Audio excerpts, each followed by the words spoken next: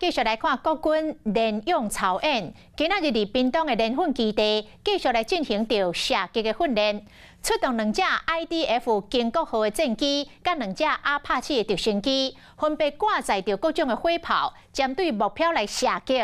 这个炮声是隆隆叫，相当的震撼。 IDF 建国战机放火焰弹，引擎声轰轰叫，无去干扰敌军攻击，随着阿帕奇直升机嘛上场射击。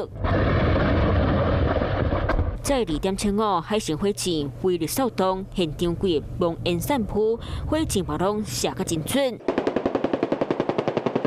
唔但呢，30连炮嘛上场，现场画面是盖刺曲联勇操演。今仔日到上尾一天，由陆军增加第5速旅进行考验，出动2台建国战机，再6粒 BDU-33电视弹，含2台阿帕奇直升机，再16粒海神火箭，含100发的30连炮，向真济军事马将炸专业的立马机来只欣赏。从高校。这个演练，你觉得他那个飞机通常你觉得如何？很棒。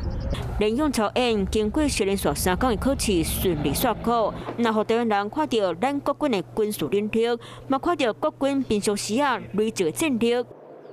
Hello， 我是林仙怡，想要抢先掌握最及时的新闻资讯吗？赶快订阅、按赞、开启小铃铛，锁定华视新闻 YouTube 频道。